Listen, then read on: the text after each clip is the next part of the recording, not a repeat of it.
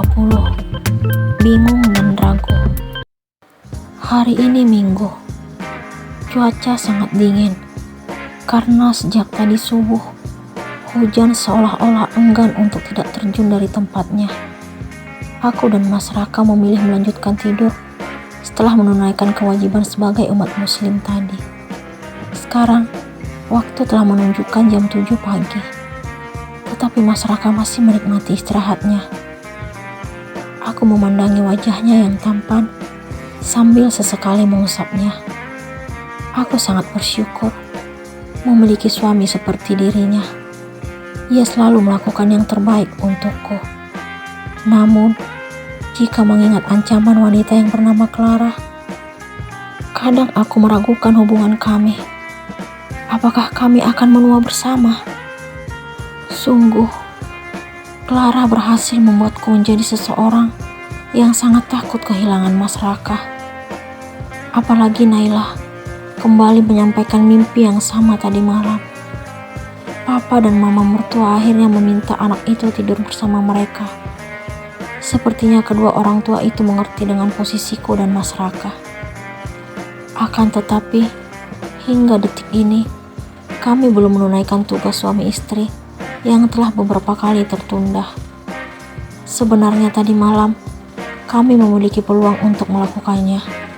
Namun, aku terlalu banyak pikiran hingga tidak fokus.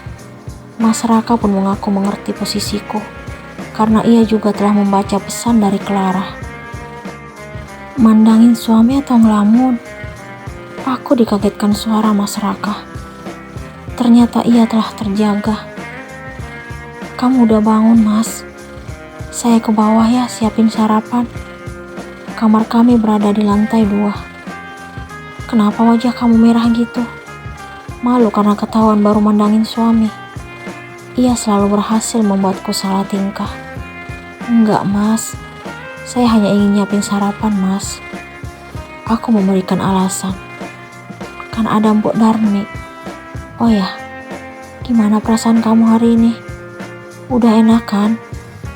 Aku merasa bersalah setelah mendengar pertanyaan itu. Maafin saya, Mas. Saya belum berhasil menjalankan kewajiban sebagai istri hingga saat ini. Saya telah mengecewakan Mas. Aku membenamkan wajah ke dadanya. Kok kamu mikirnya gitu? Kamu gak salah, sayang. Saya selalu sabar menunggu kesiapan kamu. Ia pun mengusap puncak kepalaku, lalu menciumnya. Kalau Mas mau, Mas boleh melakukannya sekarang. Sayang, saya gak mau lihat kamu tertekan gini. Kamu jangan mikir yang aneh-aneh. Tujuan kita menikah tidak hanya sekadar untuk melakukan itu. Saya gak mau lihat kamu sedih. Tujuan saya menghalalkan kamu karena ingin membuat kamu bahagia. Aku makin merasa bersalah karena belum mampu melayani suami sebaik Mas Raka. Ia benar-benar sangat mengerti dengan keadaanku. Aku sempat berpikir kalau dirinya akan kecewa menikahi wanita yang belum mampu menjadi istri seutuhnya. Aku juga tidak mengerti kenapa perasaanku tidak menentu dalam beberapa hari ini setelah membaca pesan dari Clara dan mendengar mimpi Naila. Aku merasa kalau kedua kejadian itu saling berkaitan. Naila bahkan selalu menangis dan memelukku sangat erat setiap dirinya kembali mengalami mimpi aneh itu. Kenapa diam? Kamu pasti mikirin chat dari Clara ya? Kamu udah blokir nomor barunya kan? Mas Raka mengusap pipiku. Udah, Mas. Tapi saya takut jika dia menghubungi saya lagi dengan menggunakan nomor lain. Aku tidak dapat menyembunyikan rasa takutku di depannya. Kamu harus tetap semangat untuk blokir lagi. Saya sudah beberapa kali memberikan dia peringatan, tapi dia tetap saja gak jerah. Dia malah minta saya menemuinya hari ini. Sebaiknya kamu ikut, sayang. Kita harus buktikan kalau kita gak lemah untuk menghadapi dia. Aku sangat setuju dengan saran Mas Raka. Aku juga ingin memastikan apakah Clara yang mengusik rumah tangga kami adalah orang yang sama dengan tetangga masa kecilku. Aku sudah tidak sabar ingin bertemu dengan wanita itu. Ia telah membuatku panik hingga belum mampu menjalankan kewajiban untuk memenuhi hak suamiku. Aku tidak percaya dengan pemandangan di depan mata saat ini. Ternyata Clara yang sering mengirim pesan kepadaku tidak lain adalah tetangga masa kecilku. Kenapa ia tega mengusik temannya sendiri? Apa ia tidak ingat lagi kebersamaan kami dulu? Jadi, kamu yang mengusik aku selama ini, Clara? Aku langsung melontarkan pertanyaan itu setelah tiba di tempat pertemuan yang telah ditentukan sebelumnya. Iya, kenapa? Ia sama sekali tidak menunjukkan perasaan bersalah. Inikah Clara yang aku kenal dulu? Kenapa sekarang sangat berubah? Kenapa kamu tega ngelakuin ini padaku, Clara? Karena kamu telah merebut orang yang sejak lama aku cintai. Ia menunjuk ke arah Mas Raka. Stop, Clara. Udah berapa kali saya bilang, saya tidak pernah memiliki perasaan lebih padamu. Cinta saya hanya untuk Kanaya dari dulu. Mas Raka langsung menggenggam tanganku. Justru itu yang membuatku makin membencinya. Dari dulu, dia selalu merebut orang-orang yang aku sayang. Aku tidak mengerti apa maksud Clara. Apa maksud kamu, Clara? Siapa orang-orang yang kamu sayang? Kita bersama hanya saat SD, dan aku ingat hubungan kita baik-baik saja. Aku ingin tahu, kenapa Clara menuduhku merebut orang-orang yang ia sayang? Kamu merebut Bimo dan Arga dariku. Apa? Kenapa Clara kenal dengan dua laki-laki yang pernah dekat denganku? Bukankah ia dan keluarganya sudah lama pindah keluar kota? Kamu kenal mereka? Sejak kapan? Apa kamu udah lama tinggal di kota ini setelah pindah saat SD? Aku selalu di kota ini sejak dulu. Aku tidak pernah pindah keluar kota. Sungguh, pengakuan Clara sangat mengejutkan. Ternyata saat masih kecil, ia dan keluarganya telah berbohong. Padahal, aku dan orang tuaku saat itu sangat percaya kalau mereka memilih pindah keluar kota.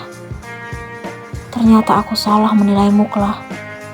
Terserah, aku gak peduli. Aku hanya ingin merebut milikku sekarang. Ia menaikkan suara.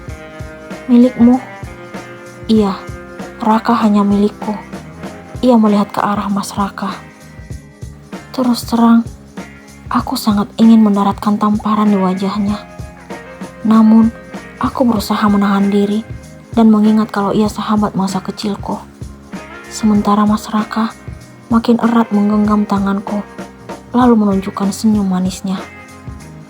Kita pergi saja dari sini sekarang. Kita tidak perlu melayani orang yang susah mengerti. Yuk sayang. Mas Raka pun merangkul pinggangku. Lalu kami meninggalkan Clara yang tampak menunjukkan kemarahan. Raka, jangan tinggalin aku. Wanita itu berteriak memanggil nama suamiku. Tetapi kami tidak menghiraukannya. Kami pun memasuki mobil, lalu membelah jalanan menuju pulang. Walaupun aku telah mengetahui siapa orang yang mengusikku selama ini, tetapi tidak membuatku merasa tenang. Aku justru makin memikirkan apa yang akan Clara lakukan dengan ancamannya kala itu. Akan tetapi, satu hal yang tidak aku mengerti. Kenapa Mas Raka seolah-olah tidak mampu bersikap tegas terhadap Clara? Apakah ia pernah menaruh hati terhadap wanita itu? Selama ini, Mas Raka hanya mengatakan telah memberikan peringatan kepada Clara. Ia tidak menunjukkan tindakan agar tetangga masa kecilku itu jera dengan perbuatannya. Ada apa sebenarnya? Apa hubungan mereka sebelum aku mengenal Mas Raka? Aku tidak bermaksud untuk menaruh curiga terhadap suamiku sendiri. Namun, sikapnya membuatku berpikir kalau mereka memiliki ikatan. Kenapa kejadian ini seperti teka-teki? Apakah pilihanku sudah tepat mencintai Mas Raka hingga bersedia menjadi istrinya?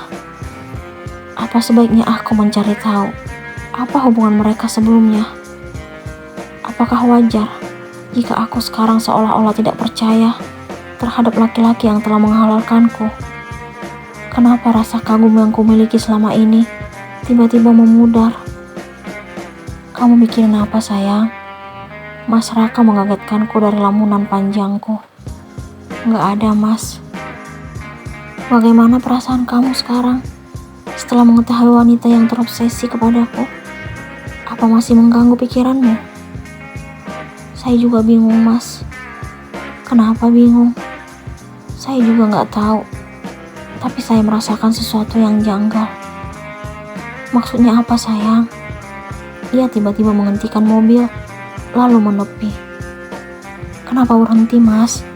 Tanyaku. Saya tidak mengerti maksud ucapan kamu tadi. Apa yang janggal? Ia memegang kedua pipiku. Udah mas, lupain aja. Kita pulang sekarang.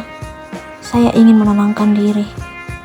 Aku belum siap untuk mengatakan apa yang kupikirkan sekarang. Ia pun kembali menginjak pedal gas. Entah kenapa, aku merasa sedikit ragu dengan pernikahan kami setelah melihat sikap Mas Raka terhadap Clara. Apakah aku akan tetap mempertahankan hubungan ini? Mungkinkah ini merupakan petunjuk supaya aku tidak menyerahkan diri kepadanya setelah kami resmi sebagai suami istri? Kenapa aku berpikir sejauh ini? Apakah hubungan Kanaya dan Raka akan baik-baik saja?